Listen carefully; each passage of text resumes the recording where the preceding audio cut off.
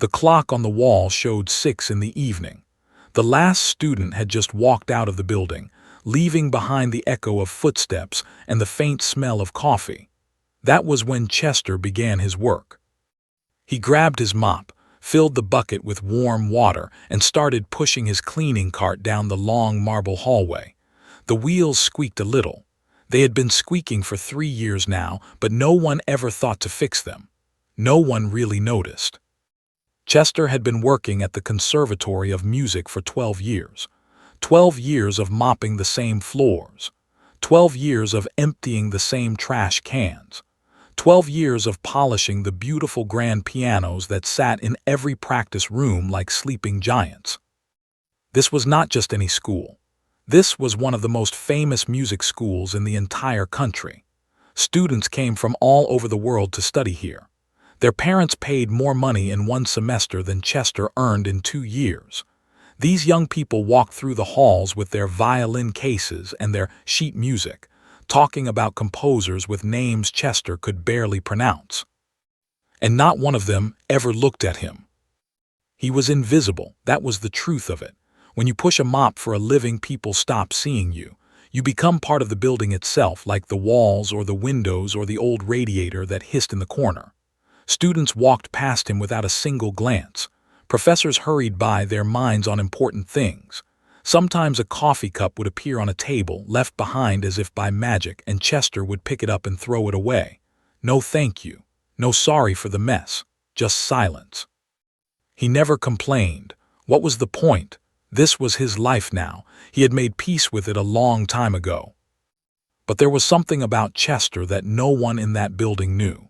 A secret he carried with him every single day, tucked deep inside his chest like a letter he was afraid to open. Chester knew how to play the piano. Not just a little bit. Not just simple songs that children learn in their first lessons. Chester could play in a way that would make your heart stop.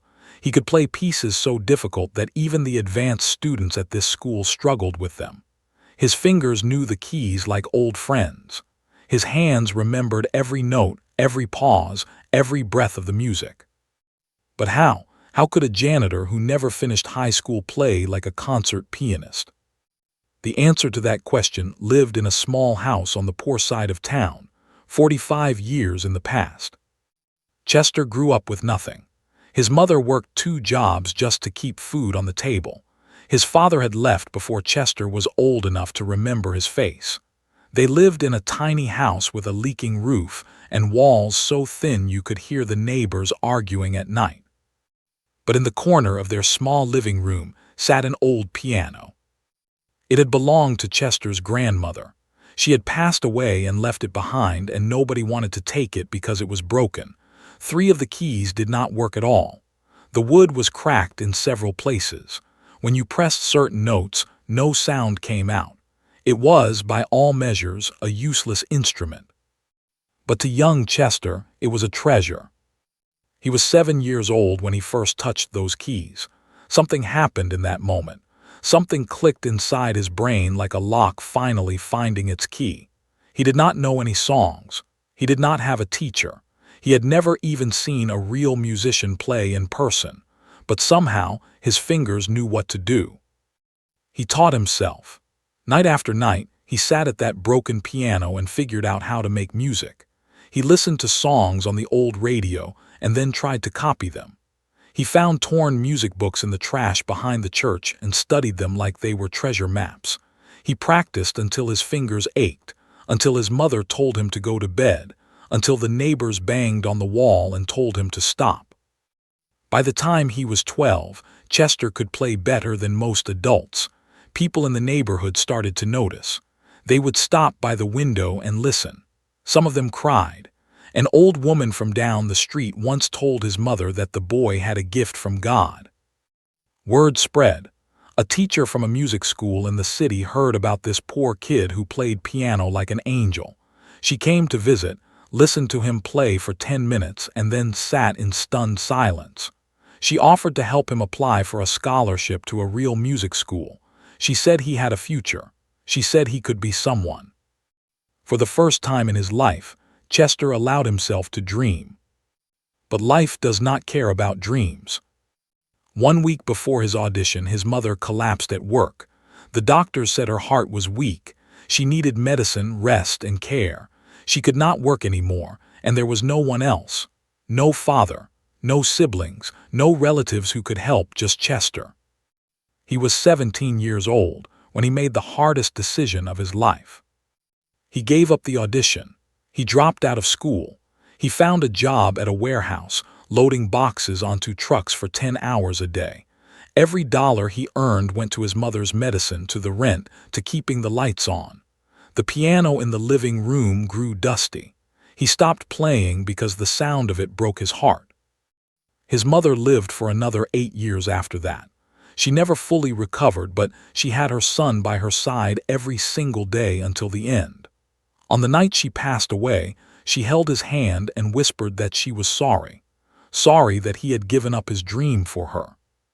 Chester told her not to be sorry. He told her she was his dream, and he meant it. But sometimes, late at night, he still heard the music in his head. It never went away. It lived inside him like a second heartbeat, always there, always waiting. Now he was 62 years old. His hair had turned gray. His back hurt from years of bending and lifting. His hands, which had once danced across piano keys, now held mops and cleaning rags. The world had forgotten about the boy who played like an angel. He walked into one of the practice rooms and began wiping down the piano. It was worth more than everything Chester owned put together. The wood was smooth and dark, and when he touched it, he felt a familiar ache in his chest. A student had left sheet music on the stand. Chester picked it up and looked at it. Chopin, Ballade No. 1 in G minor, one of the most beautiful and difficult pieces ever written. He knew every single note by heart. He set the music back down, finished cleaning, and walked out of the room without looking back. Some dreams, he told himself, are not meant to come true. But deep down, in a place he tried very hard to ignore, the music was still playing. Chester finished his shift at 11 every night. By that time, the building was completely empty. The last professor had gone home hours ago. The security guard at the front desk was usually asleep in his chair, snoring softly with a newspaper spread across his chest. The hallways were dark except for a few emergency lights that cast long shadows on the marble floors. This was Chester's favorite time. He would finish putting away his cleaning supplies, hang up his gray uniform jacket, and then stand very still in the hallway. He would listen. Nothing. Just the hum of the old heating system and the distant sound of cars passing on the street outside. Then he would walk toward the concert hall. The concert hall was the heart of the conservatory. It was a grand room with tall ceilings, red velvet seats, and golden light fixtures that sparkled like stars. During the day, students performed here for their exams and recitals. Famous musicians visited to give lectures and demonstrations. It was a sacred space, meant only for serious artists and important guests. A janitor had no business being there after hours. Chester knew that. If anyone caught him, he could lose his job. But every night something pulled him toward that room, something stronger than fear, something he could not explain. In the center of the stage sat a grand piano. It was the finest instrument in the entire school. The students called it the Beast because it was so large and powerful. Only the most advanced performers were allowed to touch it. There was even a sign next to it that said faculty and senior students only. Chester had cleaned that piano 1,000 times. He had dusted its keys, polished its black surface, and wiped fingerprints off its shiny pedals. But he had never played it, not once in 12 years. Until one night he did. It happened about 3 years ago. Chester could not remember exactly what made him do it. Maybe it was the way the moonlight came through the window and landed on the keys. Maybe it was because he had found an old photograph of his mother that morning and could not stop thinking about her. Maybe the music inside him had simply grown too loud to ignore. Whatever the reason, he sat down on the bench. He placed his fingers on the keys, and he played. The The sound that filled the room took his breath away. He had not touched a piano in over 40 years. He expected his fingers to be stiff and clumsy. He expected to stumble over the notes like a child learning to walk. But that is not what happened. His hands remembered everything. The muscle memory was still there, locked inside his bones, waiting to be released. He played a simple piece first, a gentle melody his mother used to love. The notes floated through the empty hall like whispers. Chester closed his eyes and let the music carry him somewhere far away. For a few minutes, he was not a 62-year-old janitor with a bad back and aching knees. He was a boy again, sitting at that broken piano in his mother's living room, dreaming of a future that never came. When he finished, he sat in the silence for a long time. His hands were trembling. There were tears on his face, though he did not remember starting to cry. From that night on, Chester played every single evening after his shift ended. It became his ritual, his secret, the one thing in his life that belonged only to him. He started with the simple pieces he remembered from his childhood, but soon his confidence grew. He began playing more difficult music. Pieces he had learned from those torn music books he found in the trash so many years ago. His fingers flew across the keys like they had been waiting his whole life for this moment. Then he discovered Chopin. Chopin was different. Chopin's music was not just about hitting the right notes. It was about emotion. It was about telling a story with sound. Every piece felt like a conversation between the composer and the listener.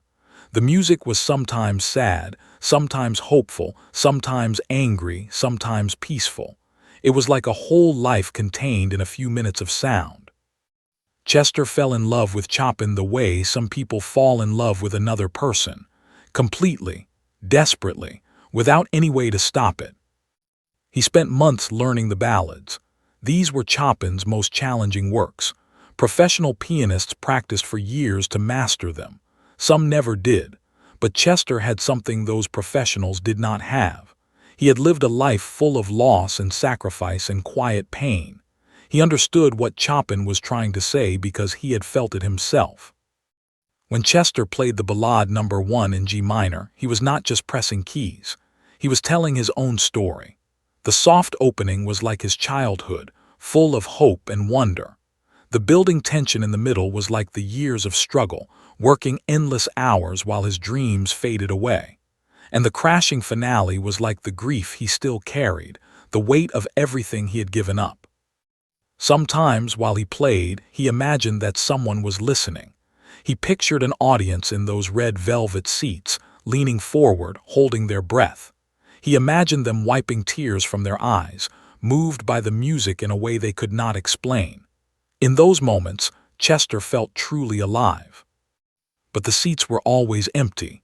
No one ever heard him play. And that was fine, he told himself. This was not about fame or recognition. This was about survival. Playing the piano was the only thing that kept him going. It was the reason he woke up every morning, even when his body ached and his heart felt heavy. It was his way of honoring the boy he used to be, the boy who had dreamed so big before life got in the way. He never told anyone about his late-night sessions. Who would believe him? And more importantly, who would care? To everyone at the conservatory, he was just the old man who mopped the floors. They had already decided who he was. They had put him in a box and closed the lid. If he told them he could play piano, they would probably laugh. Or worse, they would feel sorry for him. Chester did not want pity. He had survived 62 years without it. So he kept his secret locked away, like a precious jewel hidden inside a plain wooden box. Every night, he played for an audience of empty chairs. Every night, he poured his heart into music that no one would ever hear. And every morning, he put on his gray uniform and went back to being invisible. This was his life. It was not the life he had wanted, but it was his. One Thursday evening in late autumn, something changed. Chester finished his usual cleaning routine and made his way to the concert hall. The security guard was snoring as always. The hallways were dark and quiet. Everything seemed normal. He sat down took a deep breath, and began to play the ballade number 1. The music filled the room, rising and falling like waves on the ocean. Chester closed his eyes and let himself disappear into the sound. He did not hear the door open behind him. He did not see the figure standing in the shadows at the back of the hall. He did not know that for the first time in 3 years, someone was listening. And that someone was about to change everything. The final notes of the ballade faded into silence. Chester sat very still, his hands resting on the keys, his eyes closed. This was always his favorite moment, the space between the last note and the return to reality. In that space, anything felt possible. Then he heard footsteps. His eyes flew open. His heart jumped into his throat. Someone was walking down the aisle between the velvet seats, moving slowly toward the stage. Chester could not see who it was. The figure was hidden in shadow, just a dark shape against the dim emergency lights. He jumped up from the bench so fast that he nearly knocked it over. His mind raced through every terrible possibility. Security, a professor, the building manager, whoever it was, Chester was finished. 12 years of work gone in an instant, all because he could not control the music inside him. The figure stepped into the light, and Chester felt his stomach drop. It was the dean. Her name was Doctor. She had run the conservatory for over 20 years. Everyone at the school knew her. She was a tall woman in her late 60s with silver hair pulled back in a tight bun and sharp eyes that seemed to see everything. Students were terrified of her. Even the professors spoke carefully when she was around. She had a reputation for being cold, demanding, and impossible to impress. Chester had cleaned her office once a week for 12 years. She had never spoken a single word to him. Now she stood at the edge of the stage, looking up at him with an expression he could not read. "I am so sorry," Chester said. His voice came out shaky and rough. "I know I should not be here. I know I am not allowed to touch this piano. Please, I can explain. I needed." He stopped talking. What was the point? There was no explanation that would make this okay. He was a janitor who had snuck into the concert hall after hours to play an instrument worth more than his house. No excuse would save him now. He waited for her to yell. He waited for her to fire him on the spot. He waited for the words that would end everything. But Doctor did not yell. She did not even look angry. Instead, she climbed the steps onto the stage. She walked past Chester without a word, pulled a chair from the corner, and sat down a few feet away from the piano. Then she folded her hands in her lap and looked at him with those sharp, unreadable eyes. "Sit down," she said quietly. Chester blinked. "What?" "Sit down at the piano. I want you to play something else." He stood frozen, certain he had misunderstood. This had to be some kind of trick, a test, a way to gather more evidence before she called security and had him removed from the building. "I do not understand," he said. Doctor tilted her head slightly. "What is there to understand? I heard you playing from the hallway. I came in because I thought one of our students had broken in after hours. I was ready to be furious." She paused, and something in her expression softened just a little. "But then I listened, and I realized this was not a student." Chester did not know what to say. He stood there like a statue, afraid to move. "Whoever taught you," she continued, "must have been extraordinary. That was one of the finest interpretations of Chopin I have ever heard, and I have heard many." Chester shook his head slowly. "No one taught me, I taught myself." For the first time, Doctor looked surprised. Her eyebrows lifted just a fraction. "That is not possible." "It is the truth." Silence filled the room. The dean studied him for a long moment, as if trying to solve a puzzle she had never seen before. Then she pointed at the piano bench. "Sit," she said again. "Play." This time Chester obeyed. He did not know what else to do. His legs felt weak as he lowered himself onto the bench.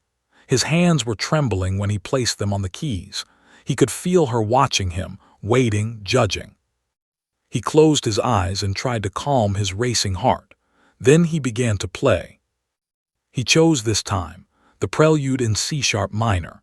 It was a dark piece, heavy and powerful, full of deep chords that sounded like church bells ringing in a storm. Chester had always loved this piece because it matched something inside him, a sadness he could never quite name, a weight he had carried for so long that it had become part of who he was. The music poured out of him.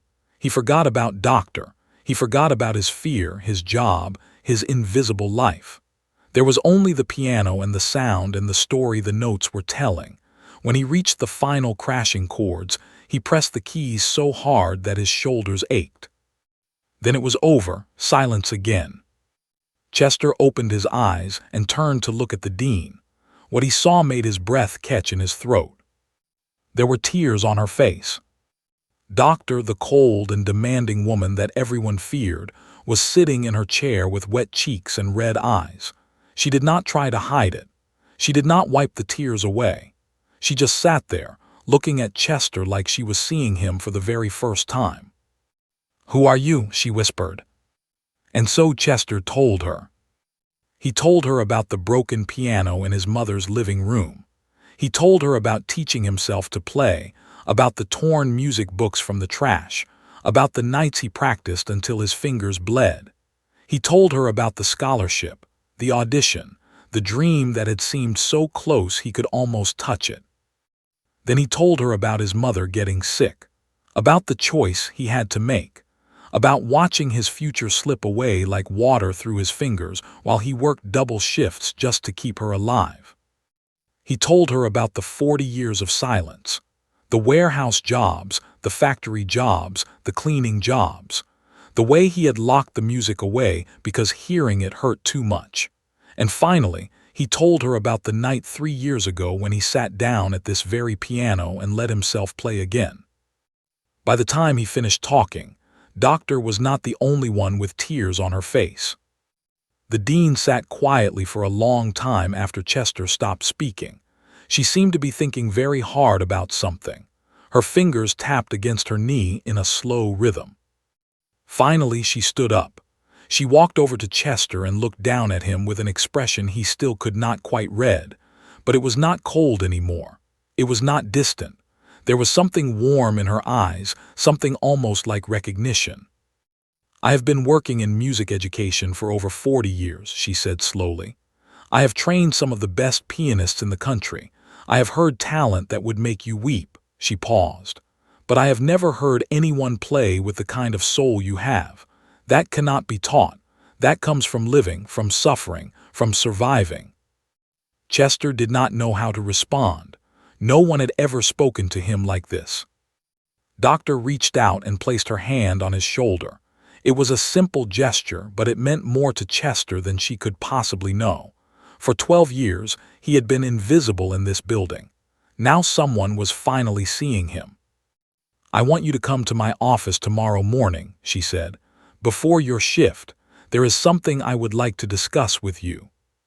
Chester nodded, still too stunned to speak. The dean turned and walked toward the exit, but just before she reached the door, she stopped and looked back at him. "Do not be late," she said, and for the first time Chester saw her smile. Then she was gone, and he was alone again with the piano and the silence and a heart so full it felt like it might burst. Something had changed. He could feel it in his bones. He just did not know yet how much. Chester did not sleep that night. He lay in his small apartment, staring at the ceiling, replaying the conversation with Doctor over and over in his mind. Part of him wondered if he had dreamed the whole thing. Maybe he had fallen asleep at the piano and imagined it all. Maybe tomorrow morning he would show up at her office and she would look at him with confusion, having no idea who he was or why he was there. But when the sun came up and Chester dragged himself out of bed, he knew it had been real. The memory was too clear, too sharp. The tears on her face, the weight of her hand on his shoulder, the way she had looked at him like he was someone worth seeing. He put on his cleanest shirt and combed his gray hair as neatly as he could. His hands were shaking as he tied his shoes. He felt like a teenager going to a job interview, not a 62-year-old man who had been working at this school for over a decade. The walk to the conservatory felt longer than usual. Every step brought new questions. What did she want to discuss? Was she going to offer him piano lessons, give him access to a practice room, or maybe she had changed her mind overnight and decided to fire him after all? That seemed more likely if he was being honest with himself. Good things did not happen to people like him. He arrived at her office at exactly 7:30, just as she had asked. The door was already open. Doctor sat behind a large wooden desk covered in papers and books. Morning light streamed through the window behind her, making her silver hair glow. "Come in," she said without looking up. "Close the door behind you." Chester did as he was told. He stood awkwardly in the middle of the room, unsure whether to sit or remain standing. The office was filled with photographs and awards, pictures of famous musicians shaking hands with Doctor, certificates in golden frames, a shelf full of trophies and honors. This was the office of someone important, someone who had spent her whole life surrounded by greatness. And here he was, a janitor with calloused hands and a mop waiting for him in the supply closet. "Sit down," Doctor said, finally looking up. She gestured to the chair across from her desk. Chester sat. His knee bounced nervously. He could not make it stop. The dean studied him for a moment, the same way she had studied him the night before. Then she leaned back in her chair and folded her arms. "I did not sleep much last night," she said. "I kept thinking about what I heard in that concert hall, about your story, about the choices you made." She paused. "You gave up everything for your mother, your dreams, your future. Most people would be bitter, but you are not bitter, are you?" Chester shook his head slowly. "She was my mother. There was no choice to make." Doctor smiled, just barely. "That is exactly what I thought you would say." She reached into a drawer and pulled out a folder. She opened it and spread several papers across her desk. Chester leaned forward, trying to see what they were. "Every year this conservatory hosts something called the Winter Showcase," she said. "It is our most prestigious event. Critics come from all over the country, donors, music directors, talent scouts. The students who perform at the showcase often go on to have major careers. It is, in many ways, the most important night of the year for this school." Chester nodded. He had cleaned up after the Winter Showcase many times. He knew how important it was. "This year's showcase is in 3 weeks," Doctor continued. "We have a full program planned, 12 performers, the best students from every department." She paused and looked directly into Chester's eyes. "But I have one open slot, and I want you to fill it." The words hit Chester like a punch to the chest. For a moment, he forgot how to breathe. "Me," he whispered. "You." He shook his head. The room felt like it was spinning. "No, no, that is not possible. I am not a student. I am not a musician. I clean the floors. I empty the trash cans. I am nobody." Doctor leaned forward. Her eyes were sharp but kind. "You are not nobody. You are one of the most gifted pianists I have ever encountered, and I have encountered many." "But the students," Chester said, his voice rising with panic. "The professors, the audience, they will laugh at me. They will think it is a joke. An old janitor on stage at the Winter Showcase. It is ridiculous." "Perhaps," Doctor said calmly, "or perhaps it is exactly what they need to see. A reminder that talent does not care about titles or money or fancy degrees. A reminder that greatness can come from anywhere." Chester stood up abruptly. He could not sit still anymore. He paced to the window and looked out at the courtyard below. Students were walking to their morning classes, carrying instrument cases, chatting with their friends. Young people with their whole lives ahead of them. What business did he have standing on the same stage as them?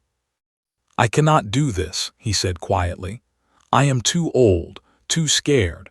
I have not performed in front of anyone since I was a teenager, and that was 45 years ago." He heard Doctor rise from her chair. A moment later, she was standing beside him at the window. "Do you know why I started crying last night?" she asked softly. "It was not just because of your skill, it was because of the emotion in your playing. You were not performing. You were telling the truth. Every note was honest. Every phrase came from somewhere real." She turned to face him. "That is rare, that is precious, and the world deserves to hear it." Chester felt his eyes burning. He blinked hard, trying to hold back the tears. "I am afraid," he admitted. It was the most honest thing he had said in years. "Of course you are," Doctor replied. "Fear is part of it, but you have already survived things far harder than a piano recital. You survived poverty. You survived loss. You survived 40 years of silence.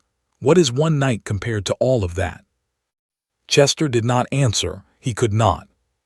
They stood in silence for a long time.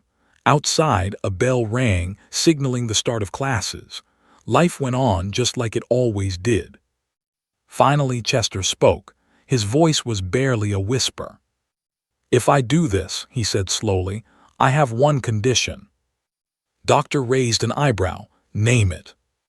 "No one can know who I am, not until I sit down at the piano. No announcements, no introductions. I do not want people deciding what to think before they hear a single note." The dean considered this for a moment. Then she nodded.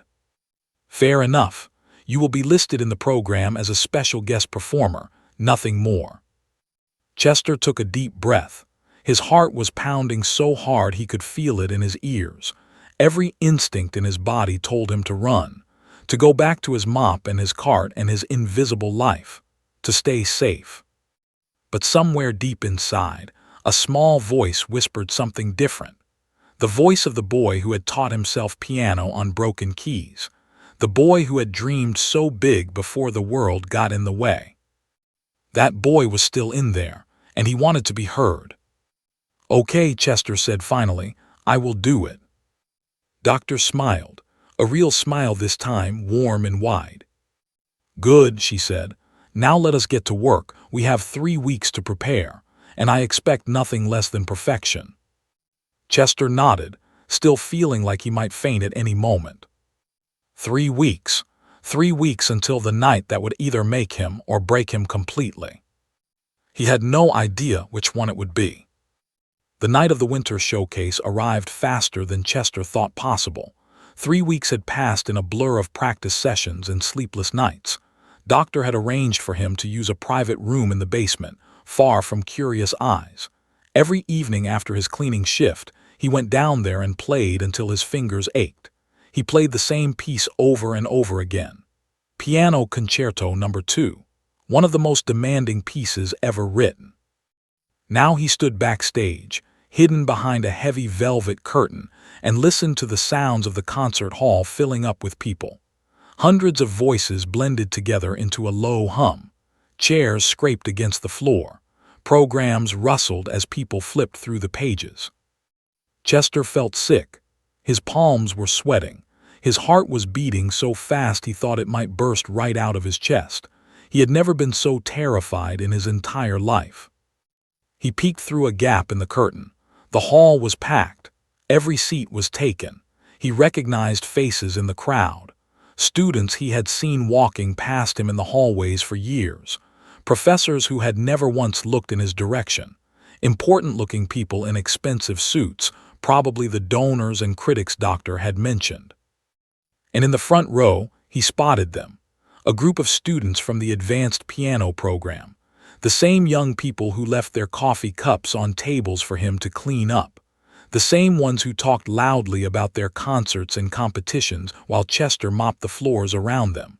They sat there with smug expressions, waiting to watch their classmates perform. Chester wanted to run. Every muscle in his body screamed at him to leave, to go back to his cart and his mop, to forget this whole insane idea. Who was he fooling? He was a 62-year-old janitor. He had no business being here. But then he thought about his mother. He thought about the broken piano in their tiny living room. He thought about the boy who had dreamed so big, who had practiced until his fingers bled, who had given up everything so that his mother could live a few more years. That boy deserved this moment, even if it was 45 years late. The showcase began. One by one, the students took the stage. A young woman played violin so beautifully that the audience held their breath. A man with nervous hands performed a complicated guitar piece without a single mistake.